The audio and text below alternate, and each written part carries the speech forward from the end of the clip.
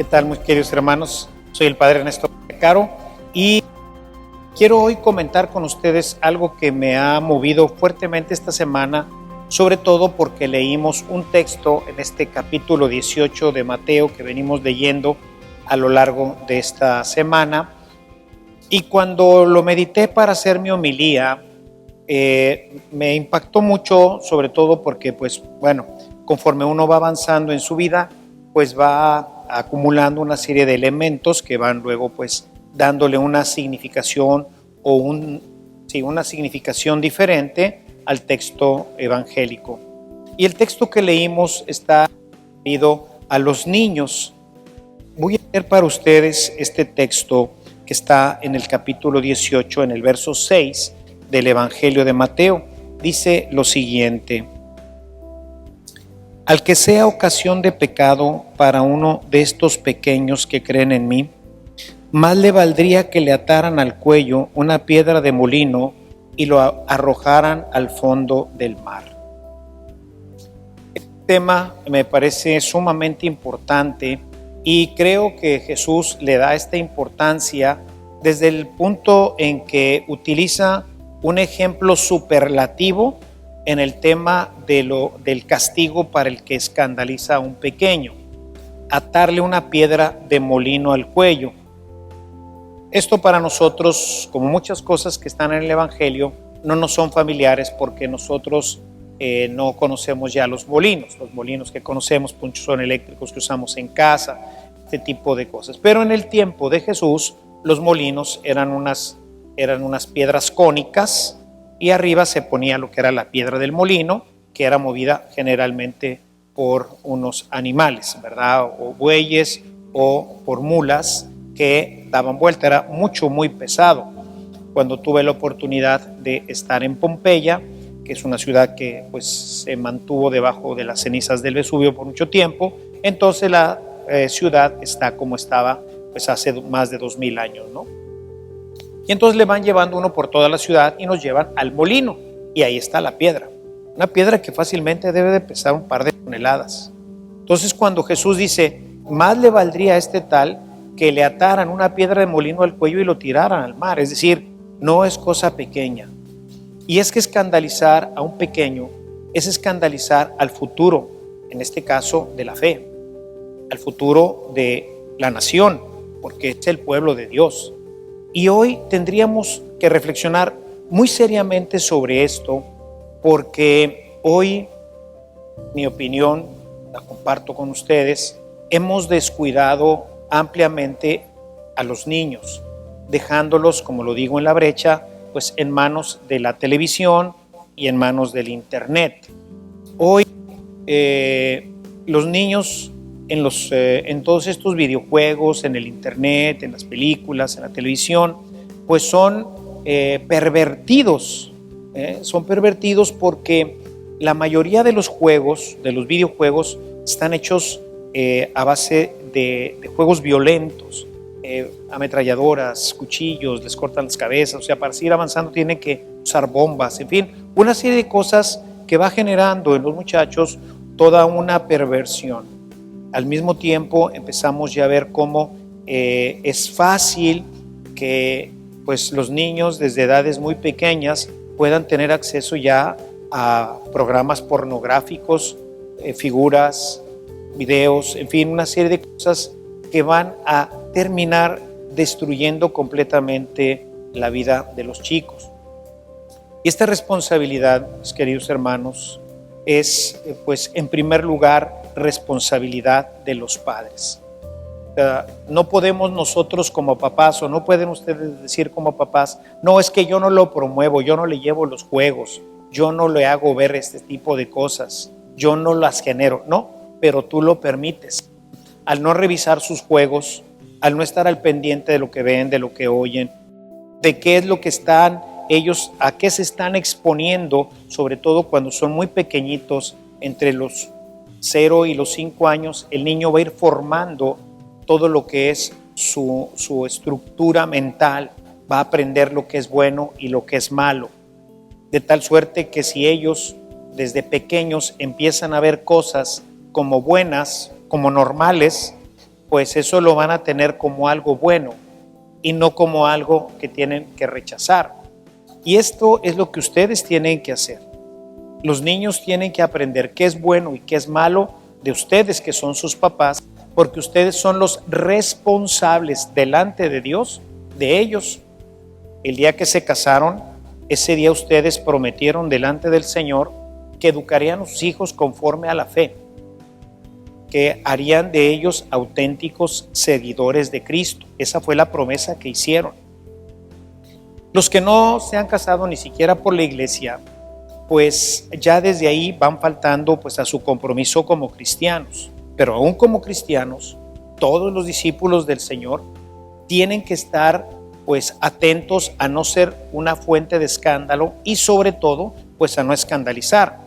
Ciertamente, como a veces digo, el infierno les va a quedar pequeño a todos aquellos que producen pornografía, a todos aquellos que la difunden a través del periódico, a través de revistas, a través hoy sobre todo del internet, que es un negocio archisuper millonario de muchos miles de millones de dólares que le cuestan al mundo precisamente que sus hijos se depraven, se degeneren, tengan una idea totalmente equivocada del sexo. Y esto ahora se agrava con todo el tema de la perversión que va en la línea, no solamente ya de todos estos elementos violentos, de toda esta significación de un sexo que pues no está mal si tengo relaciones, si no tengo relaciones, etcétera, de toda esta visión equivocada de nuestra vida sexual, de nuestra vida afectiva, de la relación de amistad, de amor que debemos de tener, del uso de las armas, en fin, de la violencia. Esto se agrava ahora con el tema de la ideología de género y de ir buscando que se vayan aprobando desde pequeños la idea de que pueden tener dos papás o dos mamás. Es decir, dos formas de convivencia que son totalmente aberrantes a la naturaleza humana. Y esto es ahora pues no solamente promovido por empresas que buscan el lucro, sino por el propio gobierno. El propio gobierno ha tomado la agenda de promover el adulterio, de promover las uniones de hombres con hombres, homosexuales, ha tomado la agenda de promover lo que llaman la ideología de género, en donde pues yo en mi acta puedo llegar a poner que yo no soy humano, sino soy caballo o cualquier cosa. O sea, cualquier cosa que mi pobre mente enferma pueda en un momento dado pues concebir, yo debo de ser respetado y debo de ser pues tenido como tal.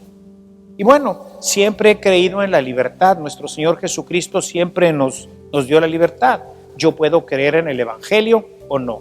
Esa es una decisión completamente mía. Jesús no vino a imponerle a nadie nada.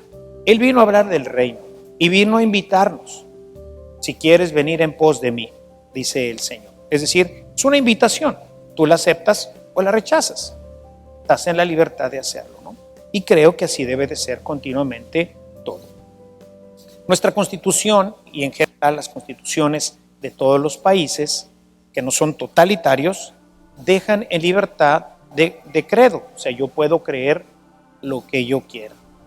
Quiero ser musulmán, creo en Mahoma como su profeta, creo en Alá, adelante, ¿verdad? Yo quiero ser budista, nadie debe de interferir en esto. Y lo mismo en este tema de la educación. O sea, yo a mi hijo, el católico, le voy a enseñar los valores del cristianismo. Y entre ellos está el respeto a la vida.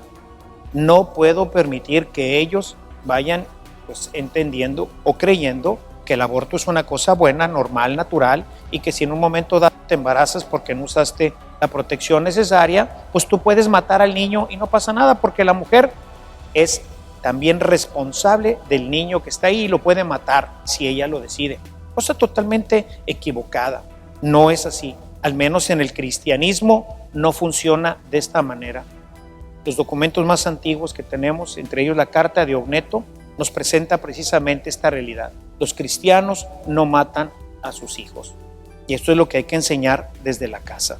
Es una responsabilidad de ustedes como papás defender que sus hijos no tengan acceso a toda esta información.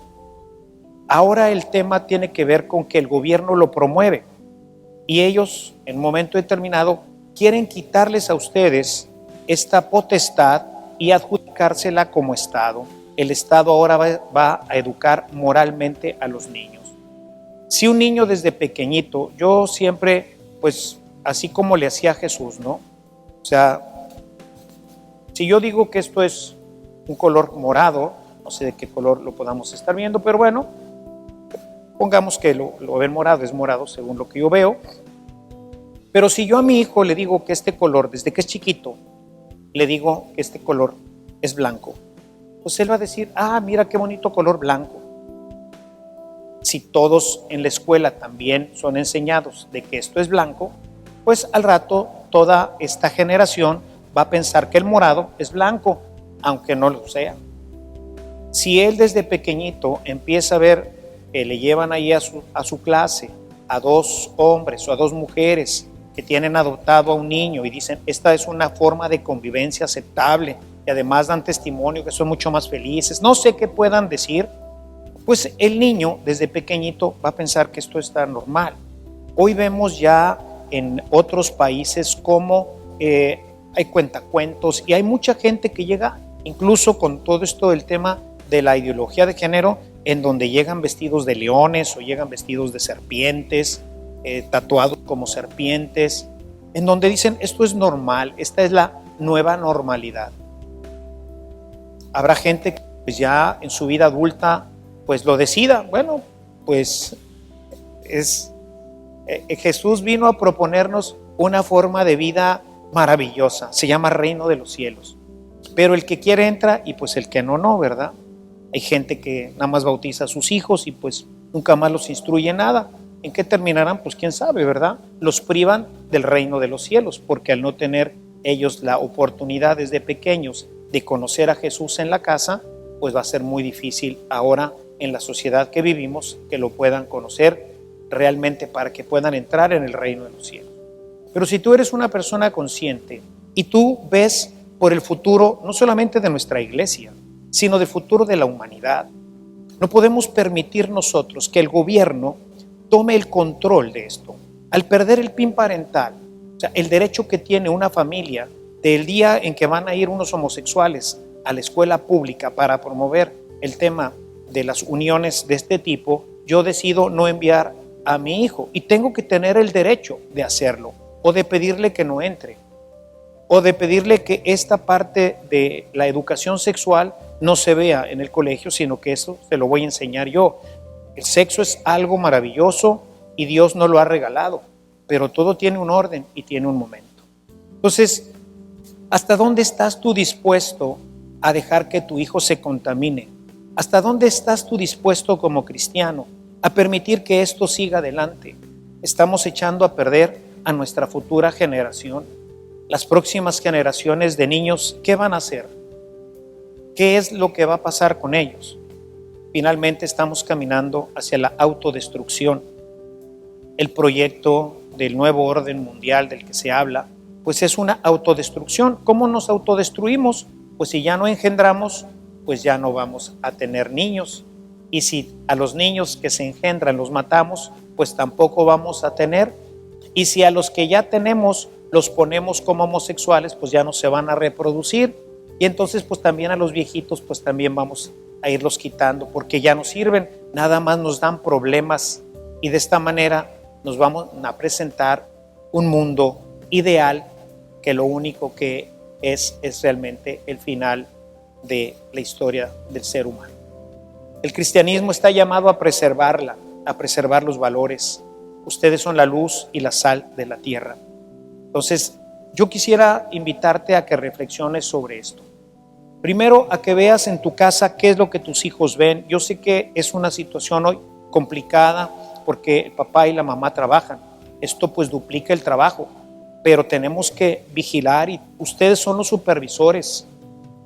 Si ustedes no cumplen con esto, este texto que acabo de leer de Mateo 18, ¿se cumplen ustedes, hermanos? No crean que su salvación está garantizada porque vienen a misa. Su salvación está garantizada cuando nosotros realmente hacemos caso de lo que dice este libro. Si ustedes permiten que sus hijos se contaminen en su casa, a través de televisión, a través de internet, a través de videojuegos, el texto de la piedra recae sobre ustedes. Más les valdría que les pusieran una piedra en el cuello. Y si ustedes no hacen nada para que no les quiten esta potestad que les es propia y de la cual ustedes son responsables, no el gobierno. O sea, el presidente de la República, gobernadores y demás, no les va a venir a pedir cuentas de esto, en este sentido. Les pedirá cuentas de ser los que lo inducen también. Pero a ustedes, hermanos, también entran, dice el viejo refrán, tanto peca el que mata a la vaca como el que le amarra la pata. Entonces, yo quisiera invitarlos a reflexionar y a pensar hasta dónde estaríamos nosotros dispuestos a llegar por la salud humana, espiritual y moral de las nuevas generaciones, de sus hijos. ¿Hasta dónde estarían ustedes dispuestos a luchar para que sus hijos conozcan a Jesús y lleguen a salvarse y lleguen a tener la posesión del reino? Todo esto, mis hermanos, habla de persecución. No estamos lejos de ella. Pero bueno, pues el Señor nos lo dijo claramente, ¿no? Este es parte de lo que hoy tenemos nosotros que vivir. Y bien, hermanos, pues así es como las cosas son. La persecución no está lejos de nosotros. Si nosotros verdaderamente defendemos el derecho que tenemos, que ustedes tienen, de que sus hijos sean educados en la fe que ustedes profesan, en los valores que nosotros hemos recibido como cristianos, entonces tendremos que afrontar la persecución. Y pues ya Jesús lo decía, ¿verdad? Los van a perseguir, a mí me persiguieron, ustedes también. Pero ¿hasta dónde entonces estaríamos dispuestos? ¿Qué es lo que estaríamos dispuestos a hacer por las futuras generaciones, no solamente cristianos, sino de mexicanos? ¿Qué país esperamos dentro de 10 años? Eso lo estamos definiendo ahora. Este es el momento de ir tomando decisiones, porque la definición no es en el futuro, la definición es en el presente. Busquemos ser fieles al Señor, busquemos ser fieles a su palabra y Él será responsable de las consecuencias que esto trae. Tenemos que vivir, actuar, pensar, sentir y educar a las futuras generaciones como verdaderos cristianos. Que el Señor les bendiga, hermanos. Estoy rezando por todo esto, les digo, esta semana me impactó grandemente este tema. Creo que es algo que tenemos que meditar. Yo lo he meditado toda esta semana y por eso hoy me decidí hacer este video. Que el Señor nos ayude, nos dé la fuerza y la alegría de presentarnos como auténticos cristianos en medio de nuestro mundo. Muchas gracias por recibirme en tu casa y nos vemos en nuestro próximo video. Hasta entonces.